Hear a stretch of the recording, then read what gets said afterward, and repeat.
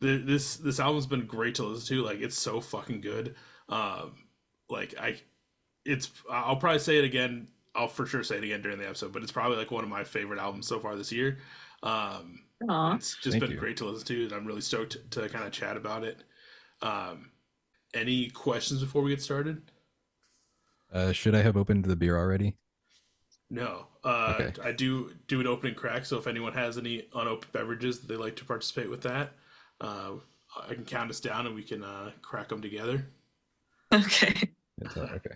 You got your NA, Sam? Yeah. Hell yeah. Sick. All right. So what I'll do is I'll count us down. We'll crack these. I'll do the little intro, bring the three of you in, and we'll just have a good time. All right. Sounds good, man. All right. In three, two, one.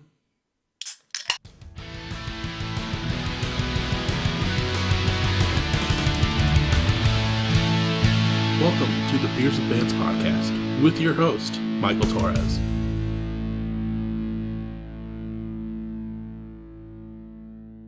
What is up, everyone? Welcome back to another episode of Beers with Bands. Very stoked on this episode. This has been a long time coming in my mind because we've been, I think, mutuals on Twitter for a while, and I'm finally, pulled the trigger and sent that email. Sometimes emails are hard and to send, but I'm happy I did this one. I'm sitting down with Thanks, I Hate It. How y'all doing? Good. Good. How are you? Yeah. Thanks for having us on, brother. Of course. You guys are killing it with everything you guys have going on right now, and I'm really stoked to kind of chat about everything. But before we get kind of too far, can you kind of go around and say who you are and what you do in Thanks, I Hate It? Sure. Yeah, I'll go first. I'm Joel. I play bass. I do the screaming and the harmonies and such. I run the Instagram for the most part and do a lot of the booking and stuff. Yeah. I'm Will. I play rhythm guitar and some of the songwriting. And I run the Twitter. So if you've ever like rolled your eyes at something we posted, that was probably me. I'm Sam. I'm the singer and lyricist, and I run the TikTok. Now, side question already. I know some bands, they kind of throw it on one person to run a certain social media platform.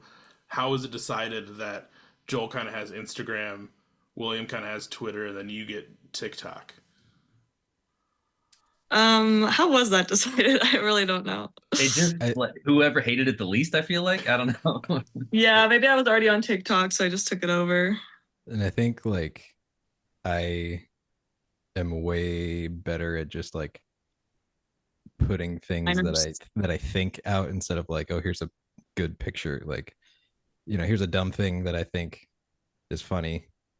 And it's just a lot easier to do that for me than like post pictures. Yeah. Will's very, very funny. So that was a nice fit for him.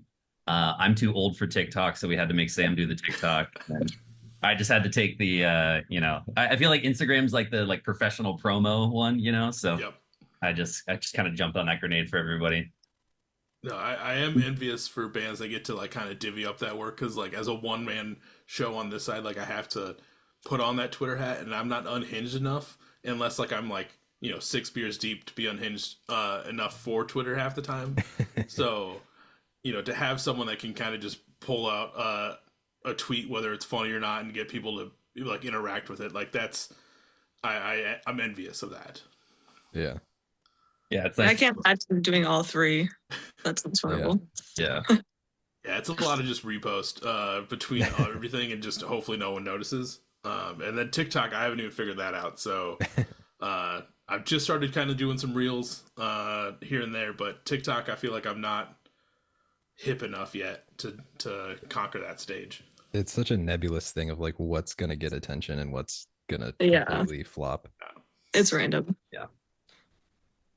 Yeah, Sam likes to tell horror stories about like the bullshit that does well on TikTok versus like things we actually put effort into, Yeah, because I think I was talking to someone and the general rule of thumb to like kind of get something to pop off on TikTok is like not even mention your own band in the post. Just do something dumb and wild. It'll blow up, and then you have to be like, oh, by the way, like we're also a band. Check this out at the same Yeah. time, because if you go to promo something, like no one pays attention. Yeah, I think the last Yeah. thing, the last video I posted that was popular was like my mom, she opened a watermelon that she grew, and like that was super popular for some reason. I was like, all right. Yeah. I like it's so great to have this like, direct connection to fans and stuff. And like we've had a lot of great interactions on there, but like I think to a man in this band, we all fucking hate it, dude. Like it's just like we all have that moment of like, what is my fucking life? Like coming up with all the posts and stuff. So, it's part of the gig, but like we would love to just be able to go play sad songs for people and that be the whole thing. Right. Well, perfect segue back into it. Speaking of sad songs, if you haven't heard of Thanks I Hate It, y'all are, I love this term. I love the term that you guys use, Mid-Westcost Emo. It works out perfectly for this. Obviously, emo from the West Coast, based out of, might butcher this, Hollister, California. Yeah. No, that's right. All right. Hell yeah. Y'all have been around kicking for quite a while. First debut EP came out in 2021. Cut It Close, followed by the debut LP, Lover's Lane. For people that haven't checked out that stuff, that have only listened to Scatterbrain, definitely go check it out as well. I kind of spent my morning taking the Thanks I Hate It journey through time, I would say, kind of starting at the beginning and just listening to everything, and then obviously Scatterbrain multiple times today.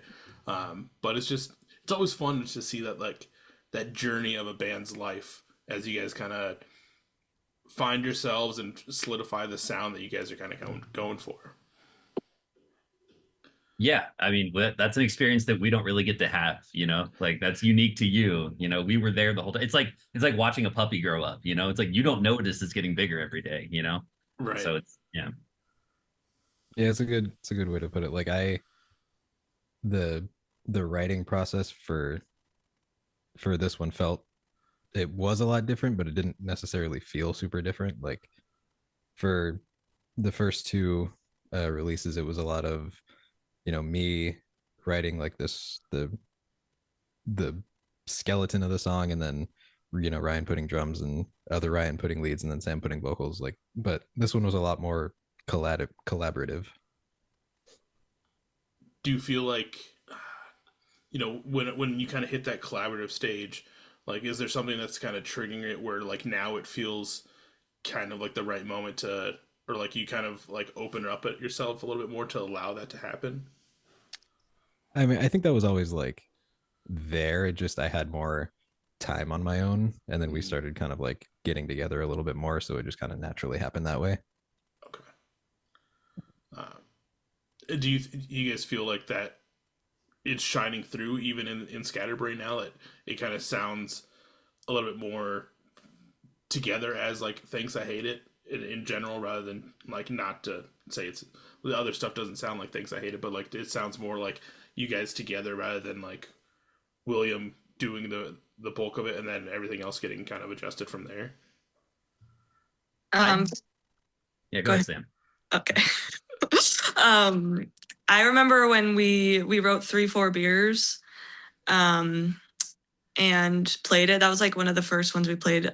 We wrote for Scatterbrain, and I felt like this moment of like, wow, I feel like we're actually a band. Like, I feel like we're more cohesive than maybe we were the first 2 years or whatever. Yeah, I didn't feel like a huge difference between, like, we've never tried to do anything right with our songwriting. Like, this is just how that comes out. We've never tried to write it a specific way. I think we did say at some point like we should try to be a little more collaborative, but it's always been a pretty collaborative process. Like, even if Will's like, here's a verse and a chorus, we'll all throw stuff at it and see what sticks. So it is fun to do it. Just kind of jamming in the garage and see what comes together. But yeah, I don't know. Do you feel like it's more cohesive, Michael? Yeah, I mean, going from Lover's Lane into Scatterbrain, like, I don't feel like there's. I was thinking about how to word this earlier. Like, I don't feel like it's a departure from sound, but it definitely feels more solidified in some sort of way. It could be possibly the recordings coming through, but like it sounds like just a more mature version of you guys at Lovers Lane, and I don't know if that is just the more collaborativeness, but whatever it is, it's shining through in like the best way. Hell yeah. Good. It I'm it glad. did Yeah.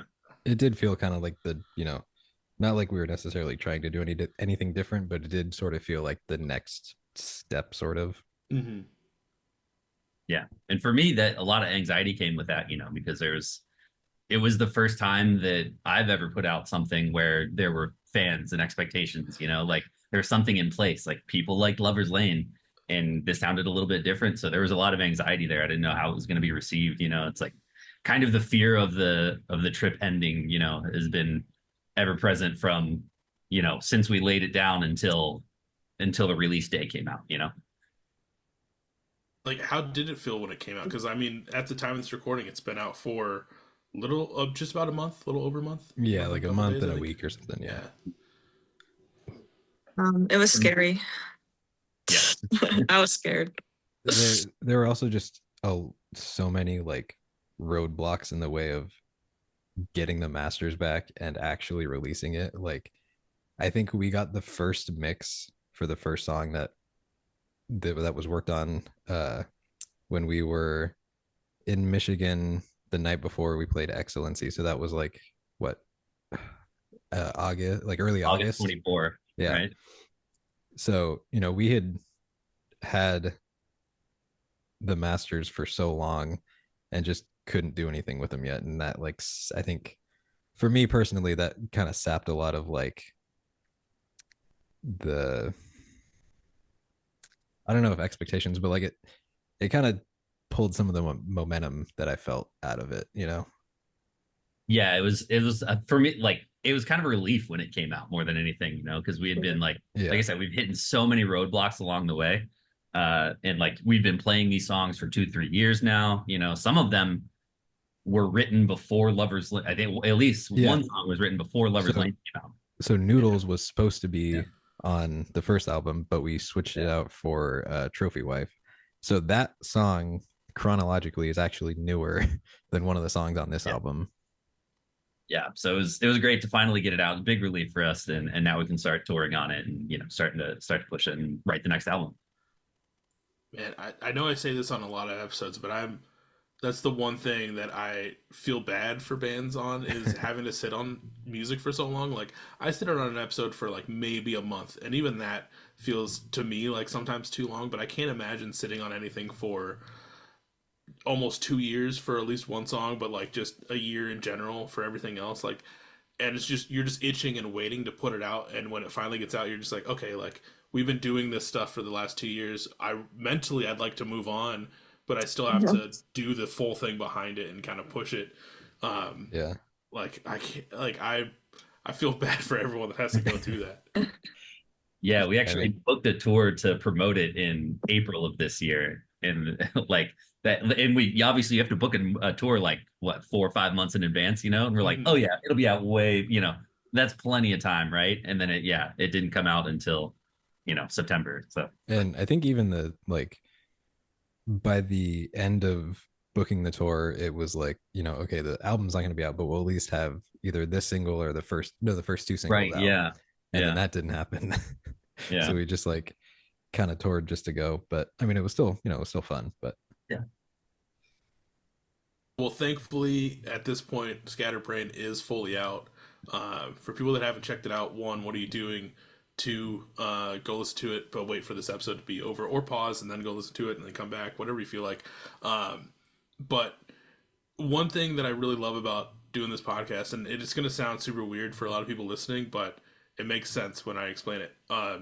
So I since we set up the date, like, I hadn't fully listened to Scatterbrain in its entirety until like we kind of locked it in, or when we first started emailing each other is when I think I first started listening to it in its entirety. Like, I get so like hyper focused at work where sometimes I'll forget to even put on a headphone, but like most of the time I just put on like a random playlist or whatever, and I've kept having like songs from this album like pop up in these playlists, and every time they come on, they're so just energetic and hyped, and I'm like, hell yeah, this shit rules. And then finally getting to sit down and listen to the entire album how it was kind of meant to be in its chronological order, just really blew me away. Like it's such a solid album between Sam's vocals, the harmonies that you're doing with the harsh vocals, the instrumentals, like everything is on point with this record. I feel like, and I think someone put it perfectly on maybe an Instagram post when I was scrolling through everything, but like there, it's definitely like a no skip album. Thank you. That's nice. Yeah, that means a lot, man. Yeah, like I said, we had a lot of anxiety about the not new direction, but just the new sound, and I I love hearing you talk that way. Yeah. That means a lot. Yeah, it's been like I said, great to listen to. There is some like heaviness throughout this. Once you get through like the instrumentals and you start listening to it, it's like, man, who hurt y'all? Like shit has happened, but it's like it's that typical like just Midwest emo style where you're so involved in the instrumentals where it takes you a second to realize what you're actually like dancing around for.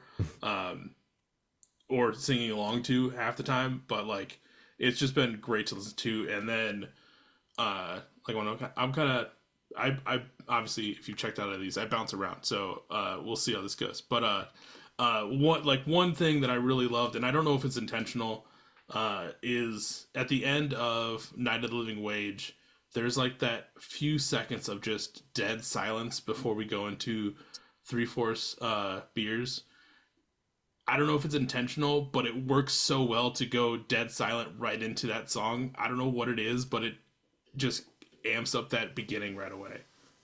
I think it was on purpose. If I remember right, there was a conversation of like how much space from one song to the next, and like do different songs need different gaps. I mean, correct me if I'm wrong, Sam and Joel, but I think that's how it happened. No, we spent a lot of time on that, and the ordering of the album. Actually, like we were sitting in Ryan's house and like kind of going back and forth. We spent at least 2 sessions on not only the ordering of it, and shout out to Jansky, he did a great job with that. He's like vibe master. He's the one of the Ryans that is not here right now, but yeah, we did a whole session on the ordering over it, like put together a bunch of different lists and like listened to it all the way through and like felt the vibes. And then we also did that with the timing between the songs too. So I'm glad that came through. I'm glad that paid off, like both of those for you, because so it's easy to sit there and be like, what, like who the fuck, like who cares, dude? Like just like if it's a good song, people are gonna like it. But apparently it was worth it to at least you, which makes it worth this to us. I feel like the silence in there just makes like three-fourths beers like that more impactful when it starts. In that oddity way. The other thing I really love when bands do it is the seamless transition between songs. But I think now I'm going to start like loving just like the dead silence in between a little bit more. So if everyone's listening, maybe start peppering that into some EPs or something. Sweet. But going off three-fourths beers, like one, it's a heavy topic, but it's a cool part because there's that section in there where I got lyrics up on the other screen. When you get to the verse of like why can't you just try to get clean, like Sam, like that whole spot, and you're the way you're singing it is like such like a ballad style song. Like it hits so well when you're doing that whole verse. Like it just chills every time I get to that spot. Oh, thanks. Yeah, like I said, when we wrote that song, I felt really good about it. Like it was the first time I felt like I was in I guess a way to put it is like my imposter syndrome went away for a second, and I was like, yes, I can write songs and I'm in a band. But yeah, I love that song. Because you said that was like one of the first songs besides Noodles that like was kind of written for this album or at the start of this album, right? Yeah, I think I wrote it after Lover's Lane came out. Okay. Yeah, it was definitely after. And then there was like a completely different version of Leatherface that we had written at first. And that had been written for like 2 years maybe at that point, and then I was like, I don't like this, so we rewrote it, and I think it ended up being like one of the last things that got added. Yeah, I think that's the newest one. Yeah, because like we probably had like cut it down from like 18 songs. I want to say like we had demoed out for this, Yeah, and something so like that. and you know we still had some heartbreakers that we want to release later, hopefully, or at least me. You know, we have factions within the band that like certain songs and some that don't. I'm sure all three of us are thinking about I no longer fear hell because I've been to Camp Krusty right now. A very divisive song that did not make the album, unfortunately. I was thinking about Punk Guy, my Christmas song. Oh yeah, fuck man. That one wasn't that good. And me and Sam disagree. But yeah, that the Leatherface is kind of a cool one because I don't think it sounds anything like it sounds very little like the song that we rewrote it from, you know. And like it like the lyrics change completely. I feel like the guitar works very different, and it's. I think the only thing that's like kind of similar are the verses, or like the second half of the verse. Right. Yeah. But even then, I think it's still a little different. I don't know. Yeah. But anyway, that one, yeah, that was one of the one. It wasn't going to make the album, and we decided to rewrite it, and you know, became the feature track from the album. Yeah, I mean, I think that's such a also. Obviously I can't imagine it outside of the way it is now, but it's such a good song to kind of start off this album. So to think that like it almost wasn't there is kind of crazy. Yeah. Yeah, I mean, it didn't even exist until you know, like in its current form until. Well, shit. Maybe if I hadn't rewritten it, we would have gotten Krusty on it. Yeah, you fucked up, dude. Can we just take a second to appreciate the song names that you guys come up with? Like, and it's not just on this album, it's like throughout the entire discography. And I'm going to pull up some of my favorites. Obviously from this record, Edward James Almost, amazing. The Ultimate Warrior, perfect. And then kind of jumping back to Lover's Lane, there's Modern Blurns Ball, 2-song back-to-back Dungeons and Drag Queens. I think Wet Hot American Bummer is also a top favorite. But like, is there any songs that you guys kind of look back on from Things I Hate It that you're the most proud of that you guys came up with that specific song title? I'm pretty proud of Night of the Living Wage. I think that like is maybe my favorite. Most of them are William. Okay. We do have a channel in our Discord of like names for songs where we send stuff, but most of them are William. Yeah. Worrier was Joel though. Yeah. I thought that was Jansky. Okay. No, that was me. No, yeah, I think that was Joel. Jansky was Mount Doom. Yeah. Oh, okay. So we do take a lot of pride in it. And so Will actually was a stand-up comedian for a brief time. He's a very funny dude. So we lean on him pretty heavy for that stuff. That's why we throw him on the Twitter, and he comes up with a lot of the song names. But yeah, it's a point of pride for us, and we've gotten a lot of compliments on it. And so now we're locked in. It's part of our shtick, man. We got to keep it going. Well, people also say it's really hard to find like the song that they want to listen to because they don't know what the title is because it has nothing to do with the song at all. So it could be a problem, but And for anybody listening that is having that problem, we do in the band too. It takes us a very long time to learn the song names because they have nothing to do with the fucking song. And so the butterfly tattoo effect originally was called Drop These Nuts. And I think half of us still call it like nuts or something if we're like writing a set list. True. Yeah, there's a lot of ones that didn't make it, like songs that have nicknames. Like My Chemical Imbalance is it was shoegaze but spelled SHOE for a while. Or sorry, sorry, it's spelled GAYS. So that was sorry. Yeah, I'm an idiot. Yeah, I will say that I made us change that one because it felt hack. Damn. That was one of my song titles. So it's very much a point of pride when anybody else gets another song title in there. That's why I keep flexing when I hear Ultimate Warrior because. It's hard to get one in with Will. So good suggestions. Which actually, I also liked Will's had A Bird in the Pink is Worth Having to Stink, which I really loved, but we weren't. Our label guy said it's probably not a good idea for us to use that song name. He said, "I quote, it's a lot." Yeah, he didn't say like change it or we can't do it, but he was like this is a lot.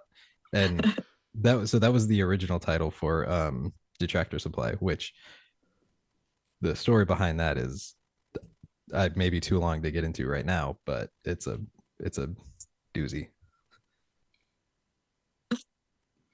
I mean, I don't think there's one song title that doesn't hit going through this, especially like if you're, I was gonna say tune into pop culture, but like Tractor Supply is not pop culture. That's just a store. No, that's actually a very personal like anecdote. If you're willing to tell the story, I can tell in a bridged version. So basically, just to like the very bare essentials of the story is my grandpa. So I live on a ranch. My grandpa had a fifth wheel trailer out here for a long time, but he was taking it out like every week, but he wasn't going camping and nobody knew what he was doing. So one day my uncle follows him and he is meeting up with somebody behind Tractor Supply in the next town over and adulterating with this person. And so that kind of like broke that side of the family's dynamic. So yeah, that's I'm sure there's a lot of missing, but that's like the the bare essentials of that story. No one really expects their elderly grandpa to have an affair, so it's but he was a pharmacist, so if anybody was going to be able to still do it at his age, it would be him. He's got the formula. Yeah, he's got the hookup. He's probably cooking it in his fucking trailer. I wasn't sure if that story was ever going to be public. I'm glad you told it, though. My mom is writing a book. Is she really? she wants Carlita, to. All right. Hell yeah. Now, is this the same farm that we kind of see in a couple of the music videos? All of our music videos, yeah. All I think in every music video we've released, there's at least one or two shots that were here. Even on like the one that we actually went somewhere for, like half of it is still shot here. It's honestly, it's a great resource to have, Yeah. There's so many different settings there, like, and it's not huge. Like it's not like there's like acres and acres of stuff. It's just there's a bunch of crap. There's like 2 broken down ass barns. Well, one of them, they both still work, but they and there's like broken down vehicles all over the place and stuff, and half of them still work. So we like that's actually Will driving around a tractor and stuff. Yeah, I think that's perfect setting. It's one of the benefits that a lot of people that like more live in like that rural area have. Like I'm thinking of growing up, like we lived in more of a rural area, and then I remember one time we played a show in like Kansas, and their show was like outside of their machine shed. They just took 2 flatbed trailers, put it together. It was the sickest, like one of the sickest shows on that run. Hell yeah. And like it doesn't matter how late you play, like nobody's gonna call the cop, like nobody cares out here. Like it's really nice. The only sketchy part of that show was that one, you're driving through Kansas, which there's nothing, and then the GPS says, "Hey, take this exit," and it's only thing on that exit was gravel roads, and we're like, we're for sure gonna die. This is where it ends. And then of course since it's Kansas, there was tornadoes that night, so that was fun staying in Walmart. When is tornado season out there? Or is it just kind of a year-round thing? More It's summer, right? Yeah, summer, spring-ish. Spring to summer is so like exactly when we're going. Yeah. These California kids don't know about the tornadoes, man. I grew up in Ohio, and we just had one like a couple weeks ago. Yeah, I mean, they didn't grow up with the drills, though. Like I have anxiety dreams about tornadoes. Michael, where are you from, or where do you live? So I'm originally from Southeast Iowa, but now I live in Minneapolis. Okay. Gotcha. Okay. Yeah, we had a tour. Was it 2 years ago, where we decided to drive straight from Kansas City home? Like we were just done. Like our last 2 shows were fucking terrible. We had, like it was a great tour, but like the last 2 shows were awful. We had been on the road for like 2 weeks. We were so done. So we're just like, screw it. We're just gonna rotate drivers. We're just gonna go all the way home. So I'm like, all right, fuck it. I'm gonna take the overnight shift. I'm gonna go first because I didn't trust that we had never done this before, and I didn't trust anybody else to do it. I've never told the band that, but that's why I did it.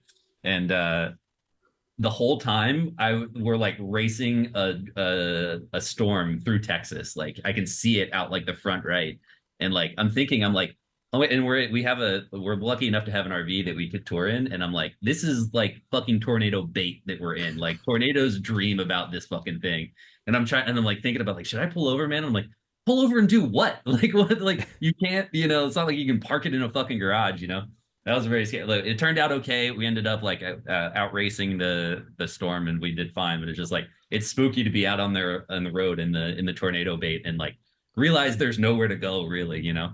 Oh yeah. One thing that really fucked me up the last year or so was I watched the new Twister movie, and like I watched the first one when I was probably way too young to do it, and then I remember. Side note: my parents, we went to Disney or no, I think that was Universal, and my parents took me on the fucking Twister ride, which as like a child that is horrifying. Don't do that to your kids. But I watched the updated one recently, and I was like, I don't know how people in Oklahoma can live there. Like these things are popping up out of nowhere. Like fuck that shit. Yeah, like, dude. nope.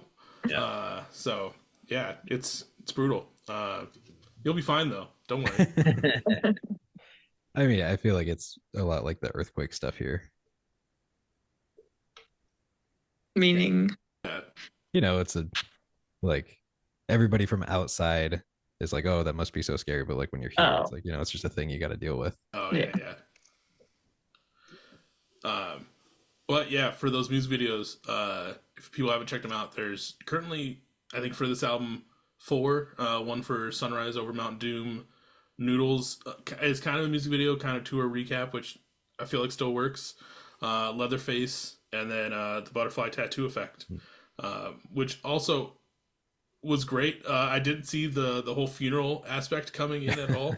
That threw me that really came out of left field for me, but I loved that. That originally, I think that was like a way bigger part of the video, but it just kind of like ended up being really intercut. Whose idea was that? that was my idea because my car, I had a Scion IQ, which is like a tiny car, and I was like, what if we all like piled in my car like clowns? And I was like, oh, what if we were clowns? And then I was like, oh, what if we were clowns trying to cheer someone up at a funeral? So yeah. Shout out to the homies in Perch for helping out with that. We got a band of friends out here called Perch from Santa Cruz, and they came out, directed the whole thing. The priest in it plays bass for it. That's Tig. So yeah, really helped that video come together. That was super fun to shoot. It was a lot. It was a lot of work. A lot of people got very frustrated. It was hot in that funeral home. People got cranky, but we made it. It was a long day. Yeah, it was a long day. Then we had to like. It came out great. I mean, the little bits in there that obviously, everyone piling out of the car, hilarious. The handing the handkerchief to the crying lady, and then it just the whole thing. Those classic clown jokes were just great to see peppered through there, especially like the pie to the face. Iconic. Yeah, there was a lot to do with, like, we just kept coming up with more ideas as we were going along because there's so much you can do as a clown in a funeral home. Yeah, it just it makes it so much funnier that it's during a funeral. Like the clown bits are kind of whatever, and then like you put them in the setting of a funeral. And there's actually a bunch of bits that got cut that kind of broke our hearts. Yeah, because there's only so much room in a music video, and we shot a lot of stuff. So now, since you mentioned that, what are some of the bits that you wish made the cut? Let's see. Did they include the us running around and getting chased? Yeah. Have you seen them? Why does he know that? I just don't remember. I don't remember things.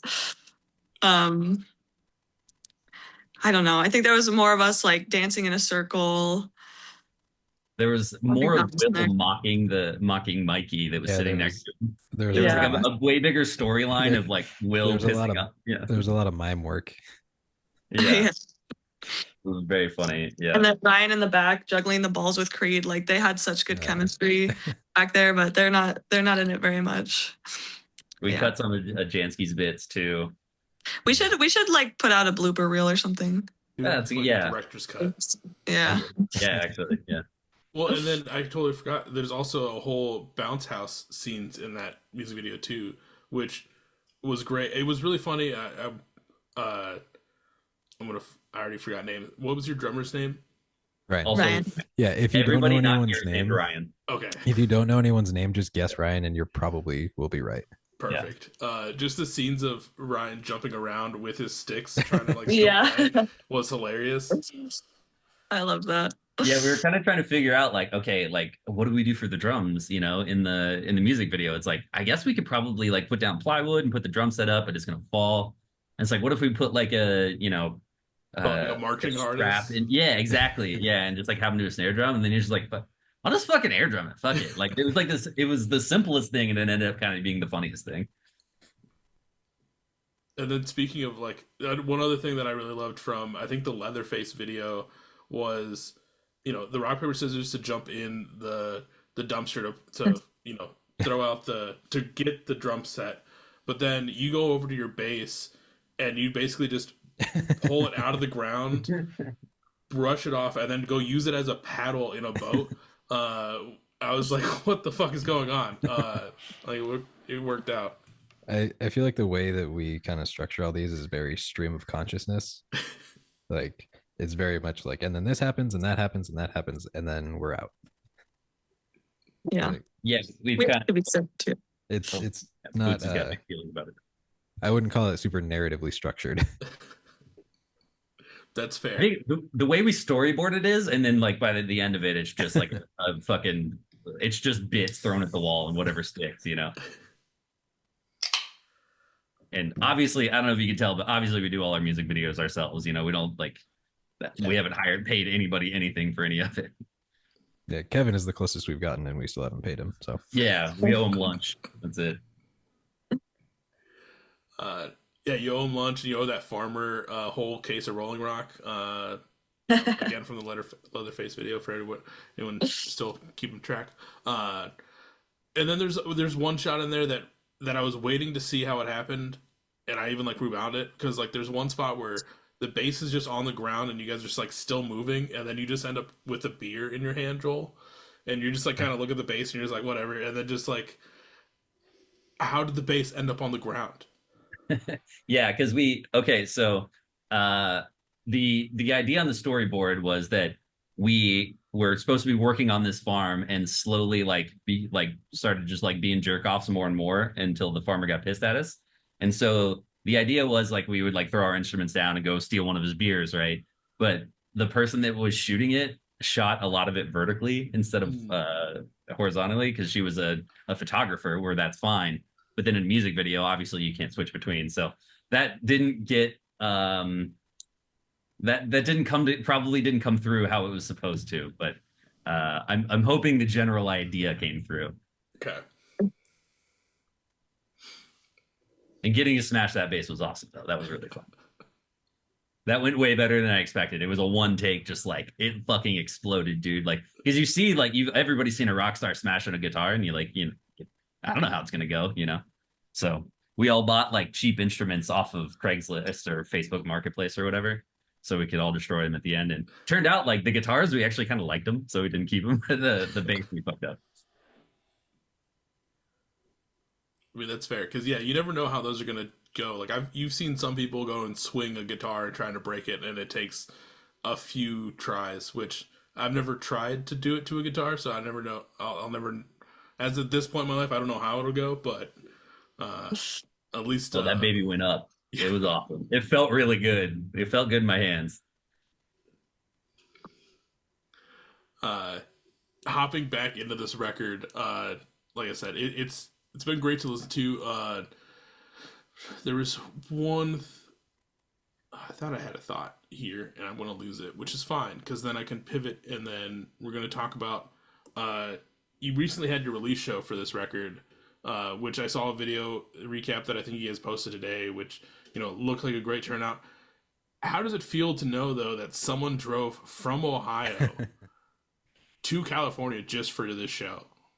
Well, it wasn't just for the show. So I hung out with him actually later because so he got laid off and then he was like, well, I might as well just go. So he came to the show, yeah, but he also, I think he's going to other shows. He's doing other stuff around here too. It wasn't like he came here and then drove back. But He, he's probably our biggest fan, I would say. he was also saying he was doing like visiting all these national parks. Like that was also part of Yeah. his trip, Oh, was okay. like going to all the, and so I think he went But- to see Cool Kids as well. yeah, like he was going to other shows and stuff too. But I'm choosing to think that he drove there and drove back. It's pretty crazy though. I mean, so Dylan came out to I think 5 shows on our last Midwest tour. Like just like everywhere we showed up, it was like, oh my god, Dylan, you're here too, just like following us around. And so it was really crazy to like walk out of like I was going to get something from my car or something in the venue, and like there was a line for people waiting to get in, and like there's Dylan, and like I had to like confirm it was him, even though I knew it was him. I was like, there's no fucking Yeah. like what Dylan? It's like you drove all the way here from. I like made him say Ohio because I like I was like doubting myself. Is that Dylan? Like so crazy that he came out. It Love was that kid. fun when he came to like 5 of our shows on our tour, and the last one we invited him up on stage. I think he sang Dungeons with me, or maybe Drag Queens up on stage. So that's the first time I've done that, and that was really fun. Yeah, he's a good buddy now. Yeah, but yeah, it feels pretty special. Like we've had Still made him buy a ticket, but he's a good friend. Yeah. So that's awesome that he like made it part of his trip to also stop and go to the show. Because like that's the one thing that I kind of miss about like getting to tour and stuff is like those connections you kind of make on the road and kind of see those people when you're kind of in that area. But to have someone come all the way and invade kind of your space, like not invade is probably the wrong word, but like instead of being in like their neck of the woods, they're coming to your neck of the woods. Like that's kind of like a big move and accomplishment in like that like chemistry and friendship. I do feel like we're so lucky with like some of our we have like a few like really diehard fans who were like really love us. Like there was this guy where did he drive from? We were in Texas and he drove from Oklahoma I think City. Oklahoma. Oklahoma. Yeah. Yeah, There's- that was Luke. Yeah. Yeah, there's been a few of those times where like people drove really far just to see us, and it feels nice. Yeah, I the think previous record was Luke driving 5.5 hours from Oklahoma City to Dallas, and then- Dylan shattered that.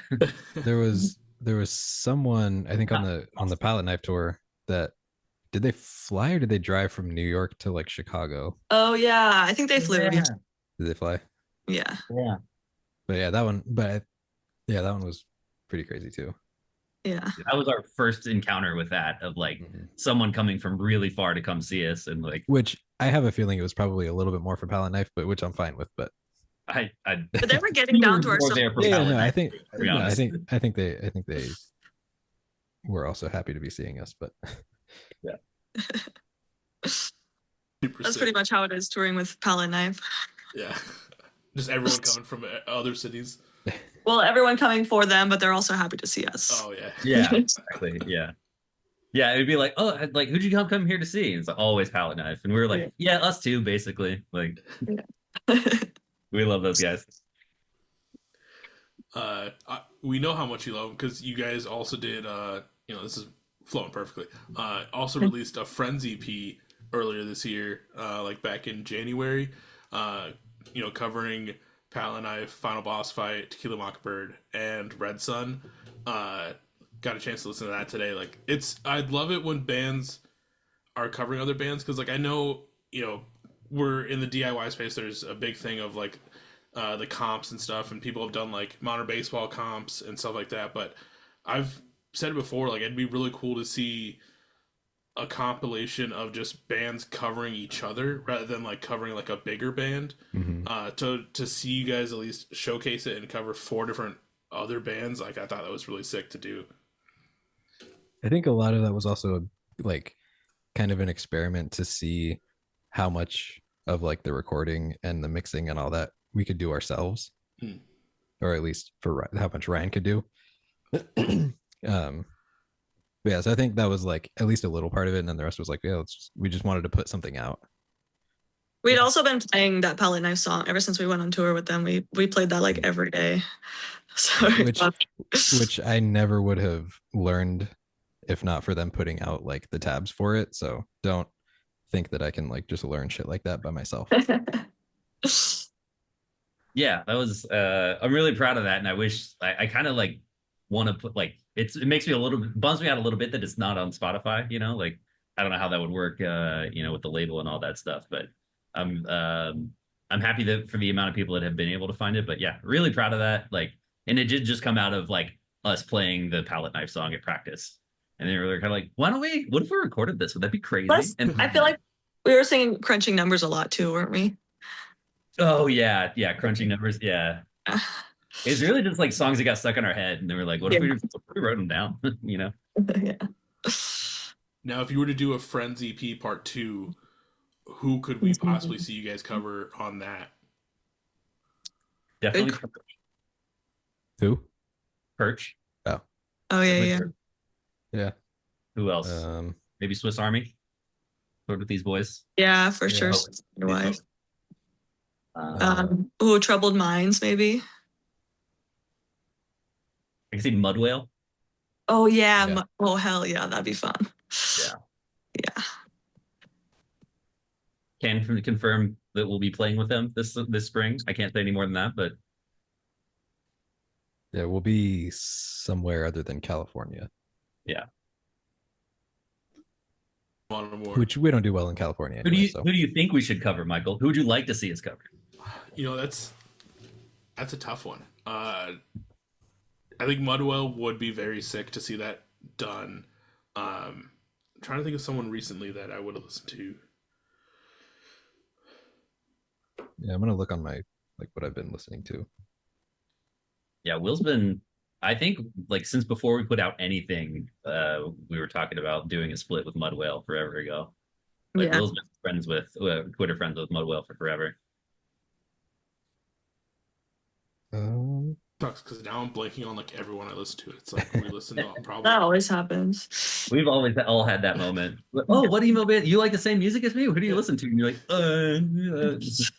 they Get Up Kids. I don't know. I would fail at the whole getting confrontated and being told like name 3 songs. Like I would immediately blank and be like, "Fuck it, I'm going home." Yeah. Like I'm a fake fan. You caught me. I'm a poser. Yeah. Yeah, I don't know. A lot of what I've been listening to are like a little bit further like career wise. For like I wouldn't call them like friends just because we don't know them, but like Somos. Okay, yeah. From Indian Lakes, which I am not. I'm not good enough at the time signature distinction, maybe for that. But Pianos Become the Teeth. I've been listening to a lot of them. I've always felt a little bit weird about putting. I hope that Red Sun doesn't feel weird about us putting them on the Friends EP because we only met them like briefly at Excellency. I wouldn't consider them friends yet, but like that was just like we like them and we're like we just want to do this cover, you know. Right. They're kind of an exception where it's like we just want to play this. So hopefully we'll be friends in the future. Yeah. I did think of another friend. I would love to cover A Dying Light's Last Breath by Exciting Excellent. That would be. I was gonna say, yeah, Exciting Excellent. Yeah, that came to mind. Everyone that the couple EPs I've been listening to lately are more heavier, like more post-hardcore. It'd be sick to see you guys cover it, but I don't know if it would work out. I've been working on my screaming. All right.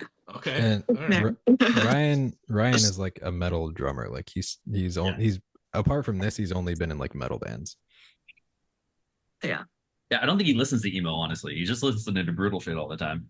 Yeah, he listens to Tiger's Jaw every once in a while. I would say the few exceptions that I know of are like the Hotelier and Tiger's Jaw. Yeah. Brandon, you know, some of the whenever there's a band that has like one person that like only listens to like metal or any subgenre of metal and they're like in an emo band, I feel like whatever they do is just insane and chaotic in like the best way for like the current genre that they're playing in. Um, like especially having like a metal person playing drums, like you're gonna hear stuff that like no other band is really doing. Totally. Yeah, I think it's brought a lot to us in the best way. Yeah, I think it's a huge boon for us. You know, like we love how like Gami Gang does like the metal breakdowns and stuff. We experimented with doing that a little bit, and we did have a couple breakdowns in this last album here. So he definitely spreads his influence on the band, and Yeah. yeah. Will just doesn't let him do his blast beats as much as he. Yeah. I tried to get him to put one into Krusty, but he doesn't like that song. So Oh. That's how we'll sell it to him. Yeah. I tried. I don't know what to.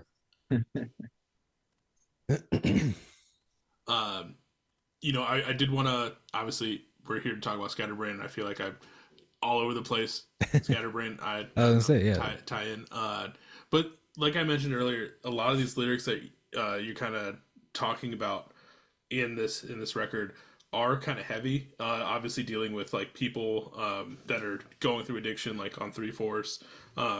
And I think a little bit. I think it kind of shines through again on like False Billy Idols. There's that one moment kind of talking about that person needing money and stuff. But like to kind of put this all out there and kind of get it released in this way is like cathartic as like a listener. Like I don't have a lot of people that have dealt with like substance abuse or anything like that, but like I have like there's instances throughout, but like I've never had someone like fully as much. But like when I was fully listening back through like False Billy Idols, there's a line in there that really hit hard. So to put that all out there, I appreciate you guys doing that and getting it out there and like releasing it, because obviously people connect with it in millions of different ways, but it's just it hit and it worked really well to kind of release that at the same time.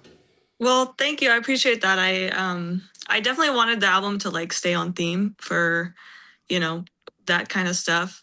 And yeah, I can only hope that people can relate to it and it helps people in some way with all the myriad of feelings that come with addiction and watching other people go through addiction. So I really appreciate that. Thanks. And I can't remember if it was you guys that made a post about it or if it was someone else, because obviously, you know, we have Free Throws Classic 2 beers in, and this one we have, you know, 3/4 beers in. But I felt like someone recently also, and there might be another band that also did a beers in title track, but I feel like I can't remember if it was you guys, and I was trying to look for the post today. I couldn't find it, but it was something about like, if I'm probably butchering this or I just made it up in my mind. Like there's a tie-in, obviously using that like to probably honor Free Throw, but like the thought of like doing it of 3/4. I can't even figure out where I'm going with this thought. Because have you guys posted anything about like Yeah, why you that was decided us. to call That it was us. 3/4? Yeah, Okay. you're on the right track, bud. Okay. Thank you. What'd you say, Joel? What was the post? It was something about like, God, I can't remember the post either, but like it is like, so we wrote the song first and like it accidentally sounded like 2 beers in to a degree. You know, it's not like it's not close enough to where we're like we have to scrap this song because we are ripping them off, but like I feel like the vibe is very similar. Yeah, and then so it's also in 3/4, and that's kind of where the joke, like the pun comes in, you know. So yeah, we were I don't know. I guess we were a little bit nervous that they would not take it well, but we just decided to lean in with the song title, you know, like rather than like trying to shy away and be like, you know, hope that nobody thinks we're ripping them off. We're just like, let's acknowledge it, you know, let's just come out and be like, look, it sounds like 2 beers in. And like I hope it's a spiritual successor in some way. I hope they like it, you know. Yeah, it also is kind of like a very hopeful thing to be like, well, maybe they'll hear it and not, you know, like just the prospect of them hearing it at all is cool enough to be like, well, if they don't like it, that's fine too. Like, you know, Maybe they'll notice us. Well, it also gave me this thought of like, what if the 3/4 beers story is happening at the same house that the 2 beers in story is happening in. Like it's Whoa. like think about like almost like Can't Hardly Wait, where like there's this party going on at this house, and like just this is one person's point of view as to something that's happening at that house, while the 2 beers in story is happening on like the other side of the house. Wow. Yeah, actually, can we edit that out before and go with that? Let's say that's why we wrote it. That sounds way better. So yeah, it's kind of like a Can't Hardly Wait sort of thing where like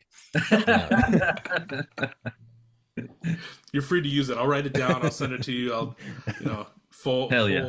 full ability to use it. But yeah, and I think, and I could be reaching too, but like obviously, it's kind of paying homage to them, and hopefully they love it too. But like, I also love that you guys kept it too, because like all your stuff, all like we kind of talk about song titles, like they're kind of pop culture-ish style, so like they kind of fit. And then like the Sunrise Over Mount Doom, like when I think of that sentence, and I don't know if it's just me because I've listened to so much pop punk, the only thing I ever think about is the Sunrise Over Mount Diablo. Yes. So, Yeah. like to me, that's a tie-in to there. Correct. Just like Yeah. California, but also just like also kind of paying homage to that title and like that line and stuff like that. So like to leave it in and leave it as 3/4 beers, like I feel like it was perfect to do it. Yeah, we actually had a discussion about, because that was the intention of the song title. It was like a riff off of or it was it was at least like saying yes, we also are in on the joke of that, like we know how it's gonna come across. Mm-hmm. yeah. And like trying more than anything to lean into it and like kind of get in front of it, sort of. But yeah, with Mount Doom, we went back and forth between calling it Watch the Sunrise Over Mount Doom or Sunrise Over Mount Doom, because it like we were.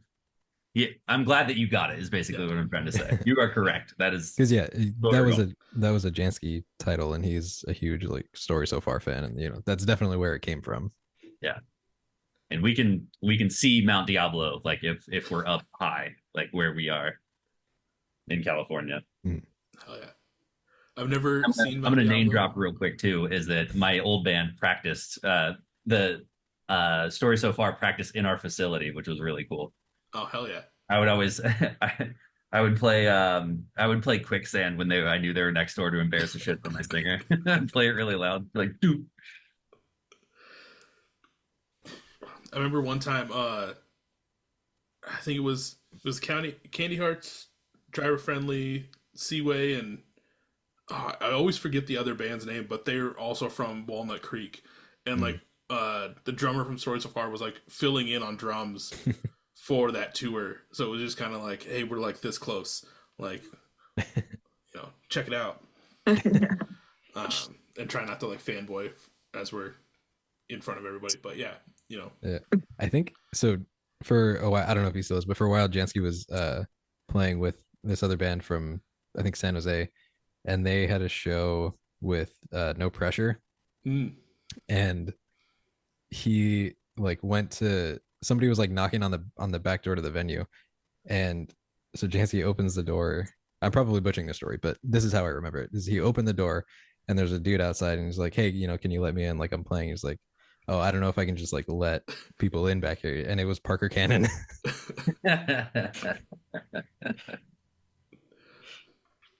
Might have saved some girl's life that night by not letting him. It is kind of funny now that we're just on the topic of Parker Cannon and Story So Far.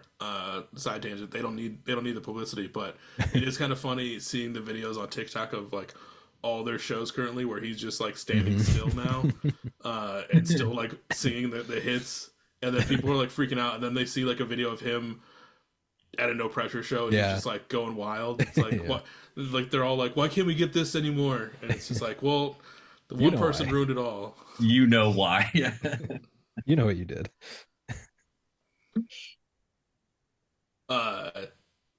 Anyways, Scatterbrain. I've jumped around a lot talking about just everything you guys kind of have going on and the record. But is there anything that I might have missed between Thanks I Hate It and Scatterbrain that you want the people to know about?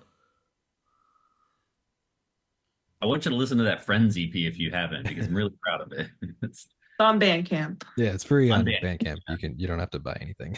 Yeah, you don't have to buy anything. Just go listen to it. It doesn't give us any money. I'm just actually just so proud of it. Like the idea of doing it, executing it, getting out there.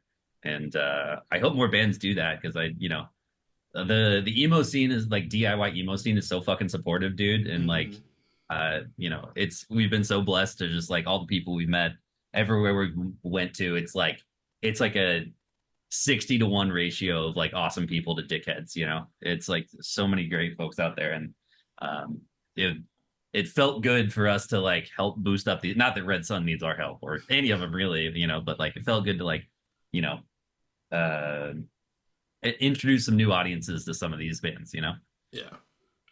No, I like I said, I think more bands should do it, and I have a thought rolling around in my head, but I don't know if I should say it on live camera and someone steal my idea. But maybe I'll put something together. But I think it would be sick to see more bands cover each other in the scene, or I guess in just the DIY community, not necessarily the scene, because it would be kind of cool to see a crossover of doing.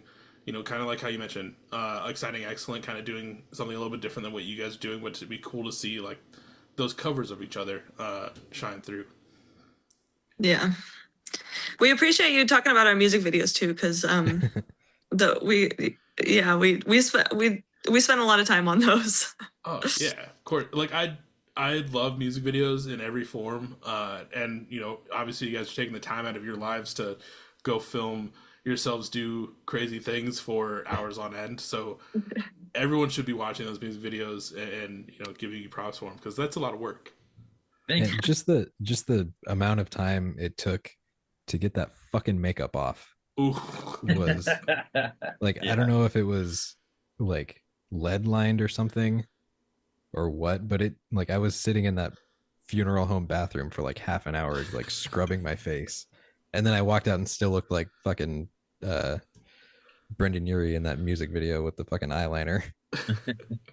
I'd say we did all look pretty fucking sexy for at least like 2 days afterwards because we couldn't get all the like the eyeshadow and eye makeup. So we were all running around looking pretty fucking hot for a few days there. Was Sam, was your beard kind of hard to take off too? No, it was. I mean, I'm used to taking makeup off, so Fair, true. But Yeah. I did miss it. I love having a beard. I would grow one if I could. It did fit you. Some like there was a couple scenes where it looked really good on you. When I do the Snapchat filters with the beard, and I feel like I look good in a beard. It's sad that I can't have one. You can if you got the money, bro. That's true, and I don't have the money. We're gonna take your ass to Turkey and have you come back with a beard. Oh, Yeah. Oh, also, I wanted to say we should have vinyl soon, right? I think so. Yeah, it's our first time ever having vinyl. Yeah. Very excited about that. Yeah. You can order it now. It just won't ship for like 2 more weeks. yeah. I think by the time this episode is out, shipping should have already started, because I think I saw November 1st ish is when you guys were hoping originally. Was what it says on Bandcamp. Don't shoot me. But it's 2 cool variants. I will say. I think I'm going to try and get the splatter because it works very well with the cover art and everything like that. And then I think the other one, I'm going to forget what color it was. Yeah, it's like a sky blue kind of. Yeah.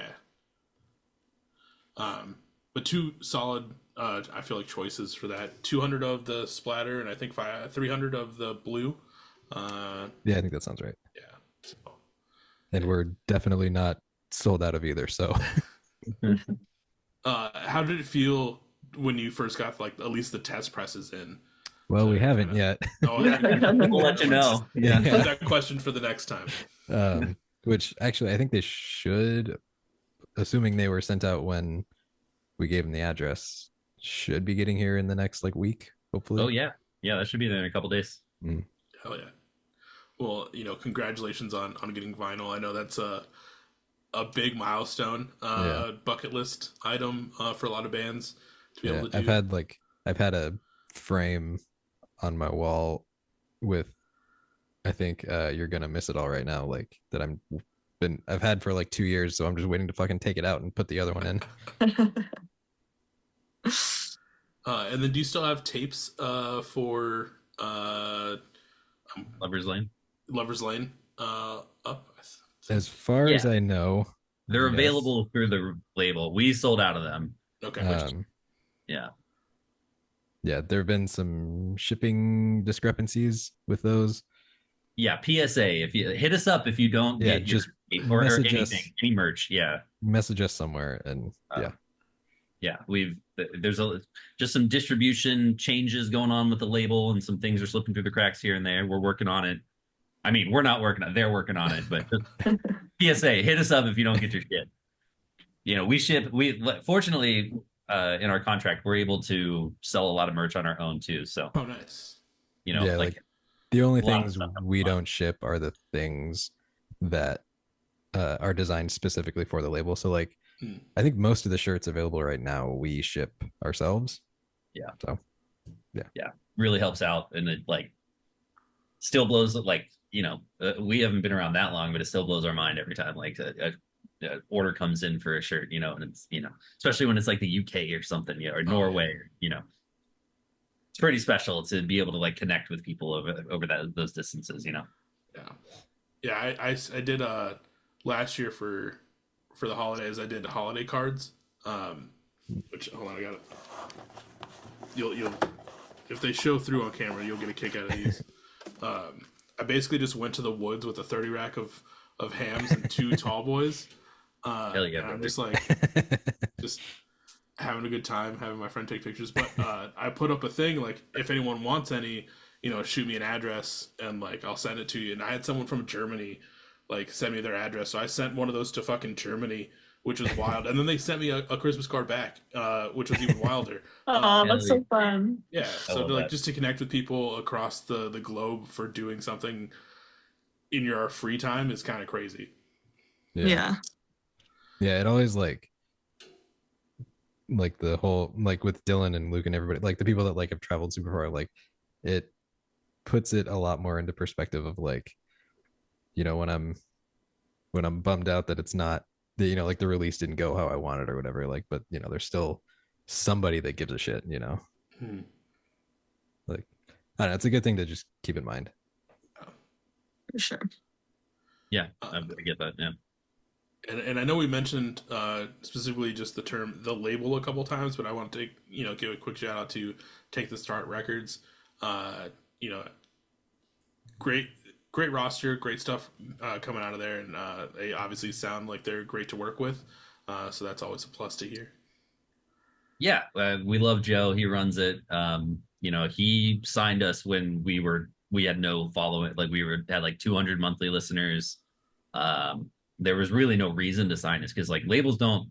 It's not like back in the 90s where a guy comes to your show, and then is I want to give you a record deal. It's you need to be you need to have an audience already. You need to be making money, and they just want to take a part of that money for the most part. But Joe took a chance on us when we were nothing. He just liked the songs, and not that we're not much more than nothing right now, but there's no reason to sign us, and he did, and I'll be forever grateful for that. And we've been with him through a transition period in his label right now where he was, I don't know if I'm allowed to say what record label he was attached to, so I won't. But he was financially dependent on another label, and now he is completely running it by himself. And that transition period was really poorly timed for us. And part of the reason it took so long to come out, but it's all for the best because Joe, I think, is truly one of the good guys in the industry. Not that I know the industry that well. I don't know. Maybe they're all like that. Maybe he's the worst guy in the industry and they're all better. I don't know. But Joe has been great to work with. Yeah, no, it's. I feel like over the past couple of years, we've heard about the labels to kind of stay away from. Some have, fully shut down, and others have popped up and continue to do good work. But it's obviously we're not hearing anything. I feel like bad from about Take the Start, so I feel like that's a good sign in the grand scheme of things. But yeah, it's great that you're able to connect, and Joe had that confidence and love for you guys. Yeah, it was truly the old school story of just sending out demos and we obviously you don't do it physically anymore, but I must have sent out 20, 30 emails or whatever, and he was one of 2 we heard back from, and it came together, and I think he's helped our career quite a bit. No, yeah, that's amazing. Like I said, there's a lot of these DIY labels that are kicking around right now are doing great things. I know we're technically recording on Halloween, the birthday of I should have done this. My dog Murder Boots. That's what you're talking about, right? Yes, exactly. She is a baby. That's her birthday. Sorry, what were you gonna say? Booty. A baby. Good girl. All right, sorry. Go on, Mike. No, you're good. That worked out perfectly because it gave me a second to think. Lonely Ghost Records, their birthday's today. They're killing it. PNWK is killing it. We're Trying Records. Like all these DIY labels are killing it. Leave It at That Records. I don't want to leave them out. And I'm sure I'm leaving someone else out, and I feel super bad about doing that. But that just shows that there's all these good records out there in this DIY community, and everyone's killing it. But as we start to wind down, obviously, this is Beers with Bands. You don't have to be drinking on these episodes because I'll usually do that for you. But I know the three of you are drinking some beverages on this fine Friday afternoon. What's everyone drinking tonight? So I just finished it, but it's a sour. It's called Villains Never Die. It's like orange, peach, and marshmallow. I don't know what the brewery is. Is it good? 12% brewing. Sounds fucking gross. Or no, yeah, two The Villains marshmallow brewing. is throwing me for a loop, but the It's sour good. No, sounds it's pretty good. It's pretty good. It doesn't like taste like marshmallow. I think it just adds like a little bit of like a sort of texture to it. Oh, okay. I'm having a classic Rolling Rock here. This is my favorite cheap beer, which is actually, yeah, you're spoiled over there, Michael. It's very hard to find on the West Coast. So like I said, I come from Really? Cincinnati, and as far as like just like American Pilsners go, a cold Rolling Rock, it's very special to me. So I wanted to save these for this podcast. And before we kick it to Sam, I wanted to shout out. You mentioned Lonely Ghost. They also were interested in signing us. They offered us a contract as well. We decided to go with Take This to Heart, but we are also super forever grateful to Lonely Ghost. We felt really bad saying no to them. We did our first tape run with them with the EP. There actually might still be some left. I don't know if they still like have them on their site, but I don't know if I ever heard about it selling out. So there might still be something there. Yeah, thank you guys. We hope to make it up to you someday. But go ahead, Sam. I'm drinking Athletic, non-alcoholic, Mexican style copper. I would highly recommend this company for people who like beer but don't want to drink alcohol, because it's very yummy. They have IPAs and stuff that are really good too. Yeah, it's nice. Do you feel like I haven't had an NA, but I hear some are obviously better than others. How do you feel like this ranks on the NA scale of like taste? Yeah, most of them are just like sparkling waters with like sort of like a barley taste. I would say this is the best one that I found. Not this like flavor. This flavor is kind of light, but the IPA is really, really good. Okay. So I would rate that, like the IPA I would rate probably a 9. I had one as well. It tasted like a beer to me. You had this one, not the IPA. Okay, well, whatever. Whatever you gave me tasted like a fucking beer. So Yeah. good job, them. Yeah. Also, real quick, my wife made Sam's sweater, and she would want me to. Oh say yeah! that. Oh, Shout out to nice. Kayla. She also makes the possums that are for sale on our Oh van. yeah. Okay. Those are handmade by Kayla. And I was wondering about that too. Is like, when did you decide to use that? Like, start using a possum as like the band like logo, like creature thing. So I reached out to an artist on Twitter just to get like some shirt designs, and I don't remember if we like suggested a possum, or do either of you guys remember like if we suggested it or if that was just what she I came think up we with? wanted a little animal. I don't think we said which one. Yeah, I think we kind of just like identified with like trash animals, and then Christine took it from there. Yeah. Which I think she's done almost all of our shirt designs. Yeah, so we just left into a Will found Christine. Yeah. Everything that we ship ourselves, I think Christine has done. So like the raccoons, the possums, the rats. Was there anything else? Oh, and The badger. Yeah, the other one on the tote. Yeah. So yeah, she's great. Yeah, she's Christine Echoes on Instagram. EKOS. Is there a number in there too? I think it's just Just KOS. KOS. Yeah, Christine Coast. Okay. Yeah. Chinkos. But yeah, I don't know that it when that design came through to me, it just like felt right. I was like, oh my God, this like we should just start doing animals as like our little trash animals is our thing. I don't know. I love that so much. Like the skateboard, the little beer cans, everything. I don't know. It just felt perfect. So we've kind of really leaned into it from there. No, yeah. When you said possum, part of me was like, I thought I saw a rat before, but it makes sense as to why there's multiple different variations. But yeah, it does work. Works really well, and I'm stoked to see what the next little creature pops up to be. We're hoping they find some new thing in like South America or something that we can use. Ooh, there you go. The chupacabra. Yeah, because we're running out of them. I wanted to ask, and it's probably also a loaded question. What is your favorite song? Oh man, that's a tough question. I don't know. Like I kind of mentioned with that one verse that Sam does in 3/4 Beers In, I think that's probably a very top one for me. I don't know. Also the kind of stripped back version, since it's Night of Living Wage, is kind of more stripped back compared to everything else. Like that's also a top contender. Oh man, this is really hard. It could be 2 or 3. That's fine. I'd say I'm trying to make sure there's not another one that I'm missing as I'm looking at like the list. Yeah, I'd say those are probably like the top contenders, and then there's probably something I'm missing that's like a really close like tie for third. Yeah, like I don't know, it's hard because I have like favorite parts of different songs. Like I think like the intro riff to like Edward is my favorite intro, but I think the chorus to like Warrior is my favorite chorus, and it's like all these different parts. Oh yeah, because I think there's like a chorus it's either in Sunrise or it's in Edward that I really love too. So yeah, you guys have so many good parts happening throughout the whole record that it's hard to like pinpoint the exact, but I'd say probably 3/4 Beers and Night of Living Wage would be like the top 2 songs, and then everything else is just a really good toss up to try and figure out that next spot. I just had a question I was going to ask you. And I lost it. Oh my God. Where'd it go? I wanted to know what beer you were drinking. You never said. Oh shit! Yeah, I never did say. So this episode I did Kona Big Waves mainly because I love Kona. In my fridge for probably way too long.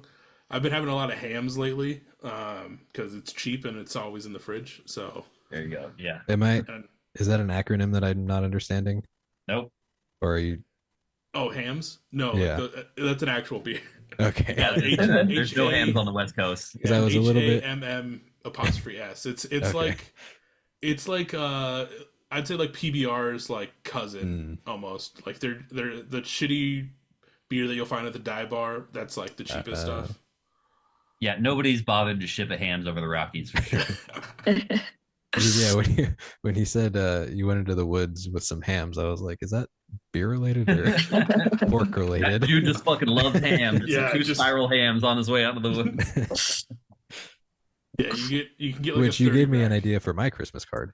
Dude, it was solid. I mean, I even had 2 Colt 45 40s in there too. Like it was funny too because like that day that we did it, like I was like, hey, I want to get these pictures done, and like we found a day and we went to this park. Gator. And we took like the long walk around like this path, and then by the time we found like the one spot to kind of sit and start taking pictures and do everything, all these like old ladies started walking by as like I'm just sitting there looking like the biggest alcoholic.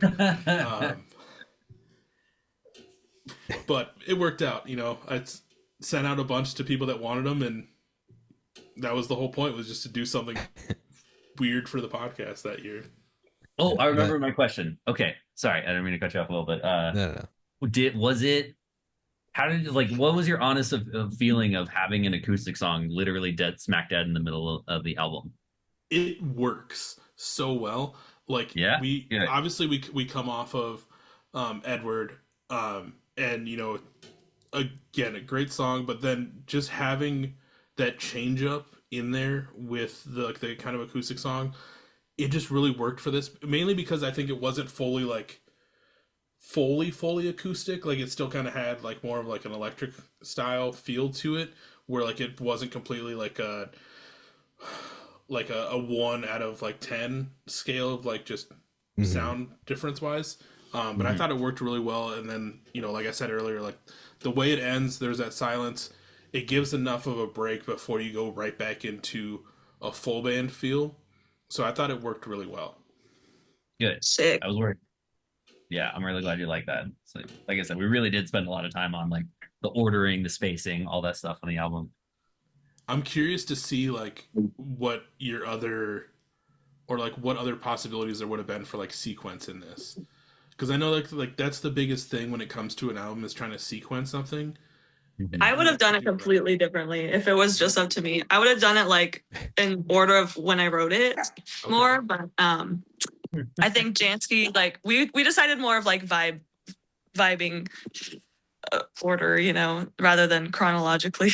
Do you think it would have told more of a story chronologically than Yeah. it did? Okay. Yeah, but that's okay.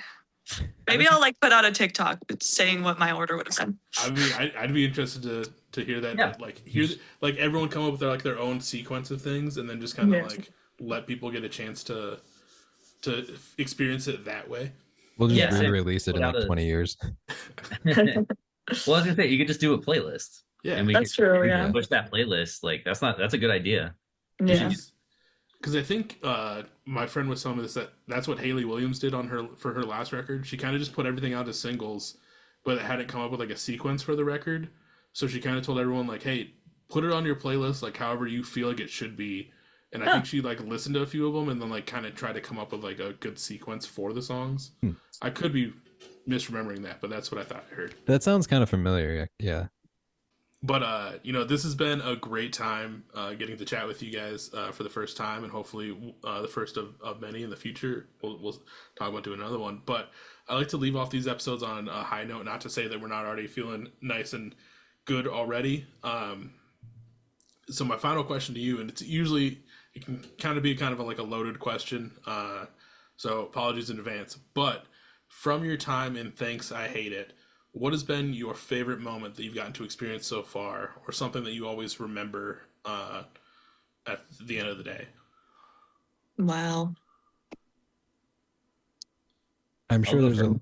Oh, yeah, go ahead. For me, it was getting to. I'm sure that I'm missing something because I'm totally missing something. But the first thing that comes to mind is getting to play my hometown of Cincinnati, coming back from California because I moved out like 15 years ago. I left Cincinnati, and getting to tour all the way home and like playing there, like being part of a festival. And just like my whole family came out, like there was the crowd was like a bunch of emo kids, and then like my 60-year-old aunts and uncles. It was really fun, and like it was just such a beautiful environment. Like Palette Knife was great there, and like had so many friends, and like there was like a little bit of like high school fuck you in it too. Like just like I fucking look at me, guys. Like I don't know what it was, but I don't know. That was just a really special moment for me personally. It's like. I'd spent so much time on the West Coast and to tour all the way back there and like have a great show. That was a pretty special moment for me. I probably have to say two, but the first one is really quick. So we probably wouldn't be a band if I hadn't found Barely Civil like when they first put out their first LP. And then we got to play with them in Chicago, I think last year. And so like I got to tell them about that. And then they played a song like for me off of that album. So that was really cool. And then the other one is like when we played Columbus with Palette Knife. So like their hometown show and like probably the best venue of that tour, and getting like just walking up to like an actual green room and like feeling like we were maybe doing something that time, like yeah, I don't know. That was probably my like Sam's first time you feel like an actual band thing. It was like Yeah. Yeah. I'm gonna have to say the Goblin Zone. Fuck, that was my answer too. I knew you Oh guys were my gonna be God. mad that you didn't think of that. Yeah, holy shit, the Goblin's gone, dude.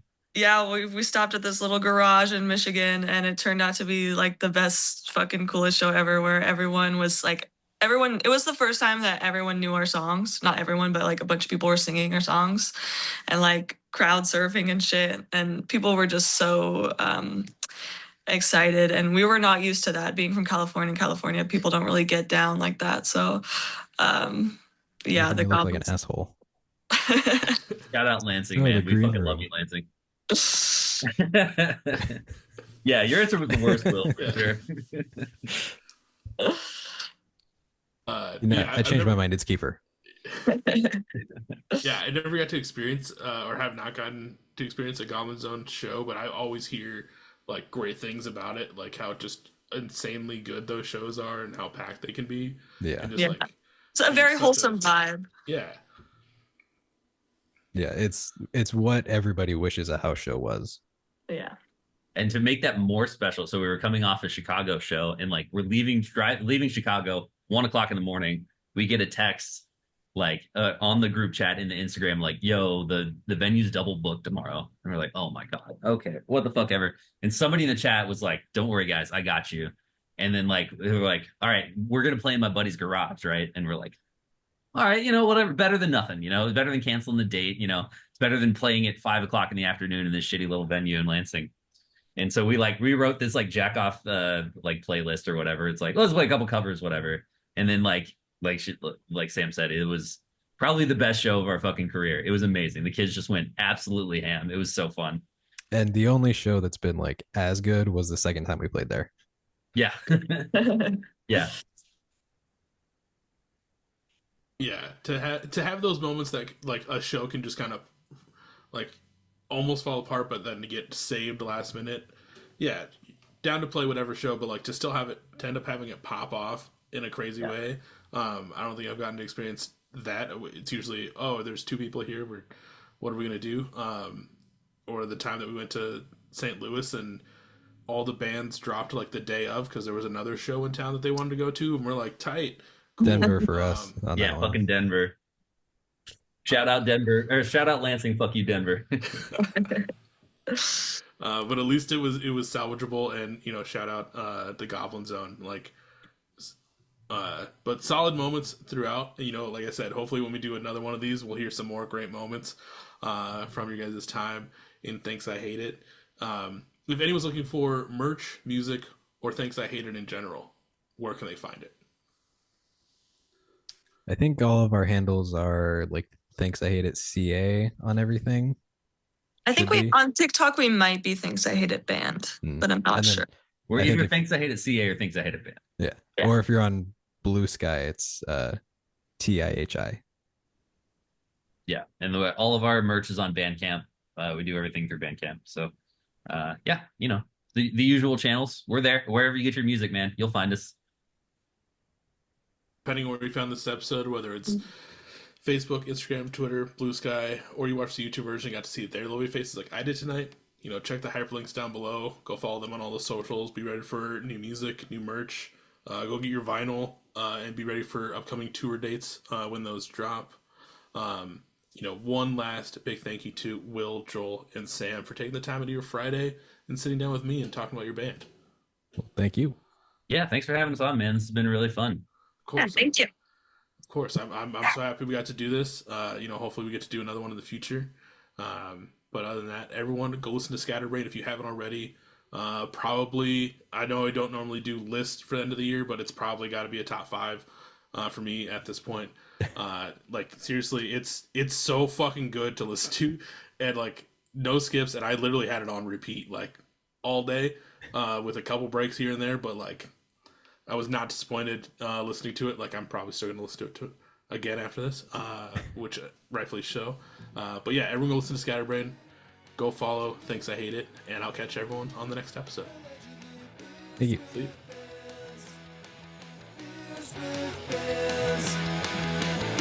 With